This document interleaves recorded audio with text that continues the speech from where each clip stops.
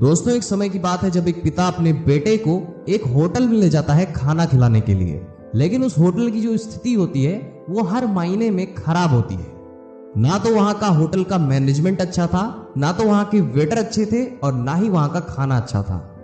इन सारी चीजों को देखते हुए वह जो बच्चा होता है वो अपने पिता से पूछता है कि यहाँ की हालत ऐसी क्यों है, जबकि ये होटल हमारे शहर के मेन चौराहे पे आता है, जबकि इसके अगल बगल भी कोई रेस्टोरेंट नहीं है। पूरे 10 किलोमीटर के दायरे में यही रेस्टोरेंट आता है। अगर इस होटल का मालिक चाहे तो इस होटल को बहुत ही ज्यादा आगे बढ़ा सकता है, बहुत ही पैसे भी कमा सकता है। लेकिन इन लोगों ने इस होटल की ऐसी हालत क्यों कर रखी है? वह पिता चुपचाप अपने बेटे की बातें सुन रहा होता है। वो दोनों जब अपना खाना खत्म करके बिलिंग के लिए काउंटर पे जाते हैं और जब उसका पिता पैसे दे रहा था तो उसने ये भी पूछा कि इस होटल की हालत ऐसी क्यों है। फिर वह जो काउंटर पे आदमी रहता है वो बताता है कि इस होटल में कोई भी नहीं आता है, ज्यादातर यह रेस्टोरेंट खाली रहता है, इसीलिए हम इस पे ज्यादा ध्यान नहीं देते हैं। ये सब बातें सुनने के बाद वह पिता जो होता है वह रेस्टोरेंट वाले से पूछता है कि आपकी इस रेस्टोरेंट से कितनी कमाई हो जाती है। फिर वह होटल वाला बताता है कि इस रेस्टोरेंट से हमारी कमाई कुछ भी नहीं हो पाती है। बाहर एक ट्रक जो खड़ा है उसी को हम चलाते हैं और उसी से हमारा रोजी रोटी चलता है।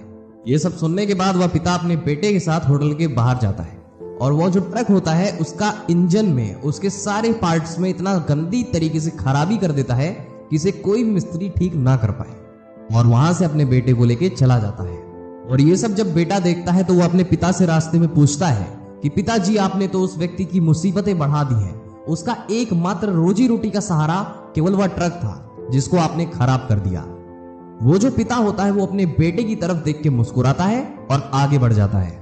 और फिर ऐसे ही देखते देखते 5 साल बीत जाते हैं। 5 साल बाद वो बच्चा बड़ा हो चुका था और फिर जब उस होटल के सामने से वह गुजरता है तो वह देखता है कि वो होटल बहुत ही ज्यादा शानदार आलीशान हो चुका था। उस होटल को देखते देखते उस बच्चे को अपने पिता की हरकतें भी याद आ गई थी कि कैसे मेरे पिताजी ने उस ट्रक को खराब कर दिया था। वह लड़का सोचता है कि क्यों ना मैं अपनी पिताजी की तरफ से उस होटल वाले से माफी मांग लूं।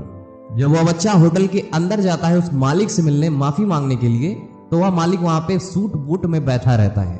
वह लड़का वहां पे जाता है और अपनी बातें बता देता है। ये सब सुनने के बाद उस व्यक्ति की आंखों में आंसू आ जाते हैं। वह होटल वाला तुरंत ही पूछता है, तुम्हारे पिताजी हैं कहाँ? वह लड़का बोलता है, वो तो गुजर चुके हैं। वह होटल वाला बताता है कि उस रात जब हमने अपना ट्रक को स्टार्ट करने का सोचा तो वह ट्रक स्टार्ट ही नहीं हो रहा था। मैंने तमाम मैकेनिकों को उसको बनवाने की कोशिश करी लेकिन वह पूरी तरीके से खराब हो चुका था। फिर मेरे पास मेरा घर चलाने के लिए कोई ऑप्शन नहीं बचा था, जिसकी वजह से मैंने इस होटल पे काम करने का ट्राई किया और आज ये शहर का सबसे मशहूर और सबसे वीआईपी होटल बन चुका है। और ये सब हो पाया है तुम्हारे पिताजी की वजह से, क्योंकि उस रात अगर वो ट्रक में छेड़छाड़ ना करते तो हो सकता है मैं अभी भी वैसे ही ट्रक ड्राइवर बन के रह जाता।